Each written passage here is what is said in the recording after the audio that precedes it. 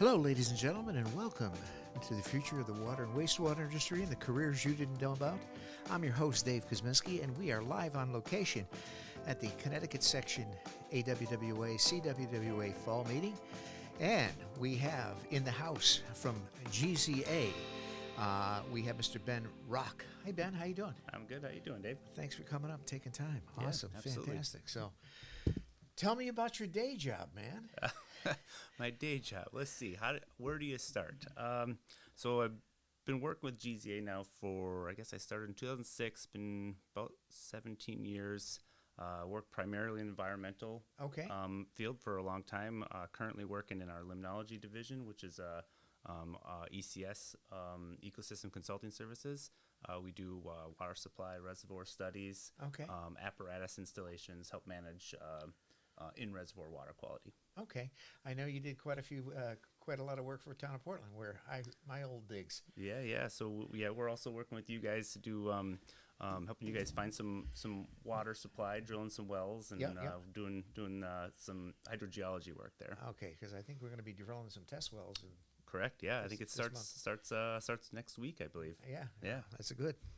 Fantastic. You can become water independent, maybe. Mm-hmm. Fantastic. So tell me, how did you find your way into the environmental field? I mean, when you graduated high school and so forth, did you have an idea what you wanted to do, or? No. I graduated high school, joined the United States Navy, traveled the world a lot, and got really interested in just the Earth as a whole. Was in some really cool places. I was in Sicily, got to hike an active volcano. Nice. I was stationed in Iceland for a while, hiking across glaciers and tectonic plate boundaries, and I just thought to myself, like knowing more and helping the Earth is what I want to do, and that's kind of led me to the environmental side of things. So Earth sciences, essentially. Fantastic. So where did you grow up? Did you grow up? I grew up in Minnesota, kind of northern Minnesota, equivalent to probably driving to Maine. Okay. From Connecticut, so up there a little bit. So how'd you find your way to Connecticut? As I was stationed in Maine, and I just kind of found myself down in Connecticut. I started school at University of Maine and ended up at Eastern Connecticut to finish off my degree. Nice, excellent. Now your degree is in what now? Environmental earth science. Yeah. Nice. So, I specialized in geology. Okay. During my college years. So did that spark an interest in you, in college through high school, or? Yeah, in college, yes. In high school, I was more about doing sports and stuff like that. And, and then once I started college, and I got way more interested in the earth and water and sciences and soil and geology and. Yeah. So I know you work. I got to get Rich on this podcast. You just missed him. He was here this morning. Yeah, well, that's all right. We'll get him on. We'll get him on, as far as that goes. So, tell us, focusing on Portland, tell us what your studies involved there as far as. So we'll first we do more of like a desktop study. Mm-hmm. We'll go out and look at, more of like a bird's eye view, look at the geological features, areas where potential water could be running, looking for geologic formations, and then you go out there and you do some test holes out there, smaller wells, not the stuff that it's going to be going in more coming up here in the future, but you're doing smaller wells, and you can start running pumping tests and looking at hydraulic connectivity and how much water is actually going to be able to flow through that formation and whether it's very water bearing or not. And then they upscale if you do find the right spot. Yeah, well, I think we got some good potential there. Yes, it's I think we're going to get some pretty good water here. Yeah, well, that's good. That's good. And the important part is it's good quality water. Well, and that's the thing, when you get into a situation where water quality is a lot of times you can get into where you have to do a lot of treatment, and so forth. But from what I understand, it's water quality is very good on this one. Yeah, so. The less you have to treat it coming out of the ground, the better. Well, that's exactly it. So I think we got 2 wells that are now.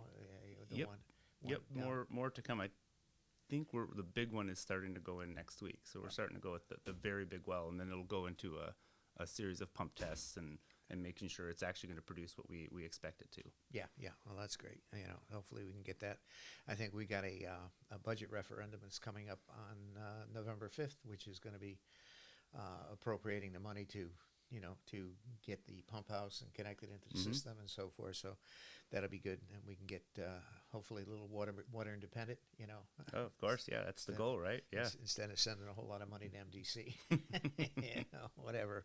And they've been great members. They have been, but comes to a point, you're basically you're sending all the money to them, and we're not able to do a lot of the infrastructure, improvements that we probably could do more of with less costly water. Yeah, absolutely. So, now, what other towns or clients have you been working with? Been doing a lot of work with more water supply companies, more like the Aquarions, the Connecticut Waters, the regional water authorities. Doing a lot of more diagnostic studies of their reservoirs, and kind of helping them implement more holistic approaches to water management versus more of like chemical treatment style approaches. Well, I think the big key now, the big buzzword is sustainability. You get into a situation where you try to be more sustainable, and you can do that in a variety of ways. As far as that goes, but sustainability is huge. Especially with a lot of the regulations that never seem to stop ending coming down the pike. Yeah, well, and climate change is a really big issue, especially for surface water supply areas where they're dealing with cyanobacteria blooms and now invasive species, and so there's a lot of different things that are going out there that are being caused by climate change that we're able to help kind of people work through those type of situations. Now, what do you see as far as invasive species? What's pretty much prevalent in Connecticut? Well, I mean, milfoil's been around for a while. Kind of the new buzzword, is hydrilla. It's very fast-moving invasive species. It gets fragmented and reseeds itself pretty easily, which is making it kind of a difficult one to deal with. Well, hydrilla that's very common on the Connecticut River, isn't it? Well, it's becoming common. It is an invasive species, so it's not supposed to be there.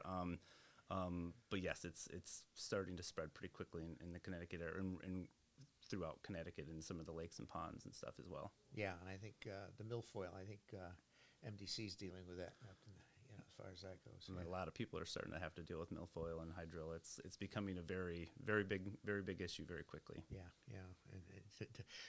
What are some of the mitigation techniques that you guys are using now? For hydrilla, it is there's a chemical treatment that's going on. Off the top of my head, I can't remember what it is, but it has to be set essentially right down into the root base. It can't be just like sprayed at the top of the reservoir. So it has to be pushed down into the bottom. Okay. And it needs to be able to get down so the plant actually absorbs it and affects the growth and where the roots are setting in the sediment. Okay.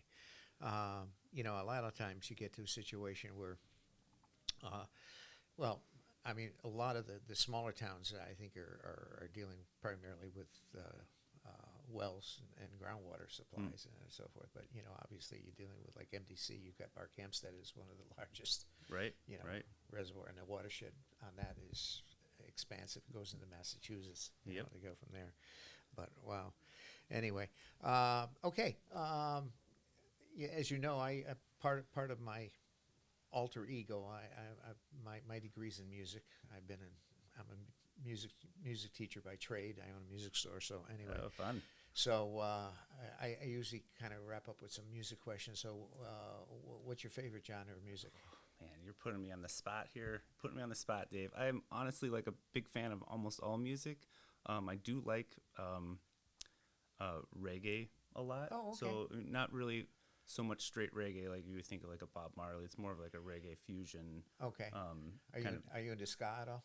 A little bit, yeah. Okay. I do go to a couple music shows a year, and I'll go out to Levitate and watch some of their music. And nice. Sound on Sound is always a fun one to go to. And okay, you remember the first concert you attended? Oh man, it was probably 311 back in the late 90s. Okay. Up in Maine. I was living in Maine when I was stationed in the Navy. I went to the State Theater up in Portland, which is about a half hour north of where, or I guess south of where we were, and it was just a great show, and I kind of just fell in love with live music. So Nice. So I have a couple of desert island questions. Okay, so if you got stuck on a desert island and you can only bring what are 5 albums that you would bring? Oh, I'd probably bring at least one of Revolution's albums. Okay. Revolution is a top for me. The Elevators. Okay. I would bring an artist named K-Bong, who's part of Stick Figure. Okay. And I'd bring some Dave Matthews just because I also enjoyed like jam band kind of music, something you just kind of sit down and listen to, and it just kind of plays, you know. I have a student that I teach guitar to, and he's a big Dave. His whole family's a Dave Matt. They go to every concert. My God, he puts on a great show too. He really does. He really does. And so, okay, if you're stuck on a desert island, what desert island food could you ever go? I could probably eat Spanish cuisine year round every day. Okay. Yep. Nice. And I say Spanish because I'd like to keep it open to Puerto Rican style, Mexican style. Like there's just so much of that style of. Do you like spicy? Oh yeah. Oh yeah. Okay. Nice. Bring on the fire. Oh yeah. Not too hot. I want to be able to use my taste buds when I'm done. But yes. But I like spice. Yeah, spices. The what is it, cumin? I think that's. Mm-hmm. Okay. Yeah. A funny story. My son, loved to cook when he was younger. He's getting a little bit older now, and he decided he wanted to make popcorn one time, and he put cayenne pepper in the popcorn. Okay. While it was popping, and I was like, and also we're sitting in our house, and like my throat was like, I'm like, what the heck is that? He had put it in the pan with the oil, and it just like permeated went all the way through the house, and we're all like almost crying from the heat. Nice. And it was just from him trying to pop the popcorn. So he learned his lesson. So we don't put the pepper in until after it's popped. After. How'd it taste though? After? It was actually pretty good, honestly. Oh, okay. Yeah, all right. But it hit the air in the house and was burning our throats. Nice, so. nice. Now, how old's your son? He is 17. He's 17. All right. Fantastic. Now, is he through high school now? Or He's a senior. He's going to Wyndham Tech this year. Wyndham Tech. Okay. Yep. Anyway, any plans for college? You know, or I think he's gonna go into a cybersecurity program through UConn. okay. So. Cybersecurity is big. Mm-hmm. It's huge. You know, anything with IT now is it's a fast moving topic, and it's always in fact there's going to be a cyber security I think a seminar next week at Central Connecticut. Mm. Dealing with a lot of cybersecurity is huge now in the water industry. Oh yeah. You know, as far as that, and you know, it's just one of these things that you have to deal with. You know, everything now with, especially from automation and technology, is you got to watch the back doors. It's easy to access, but it's also easy to access for people who shouldn't be accessing exactly. it. So. Exactly. So anyway, all right, Ben, thank you so much for coming. Absolutely, Dave. I appreciate it. And ladies and gentlemen, that concludes this episode, okay, of the future in water and wastewater industry and the careers you didn't know about. And with us in the house, Mr. Ben Rach, okay, from GZA, and give us a little insight on how he got to where he is in the water industry and how he got there. So, Ben, thank you so much. Yep. And that is all.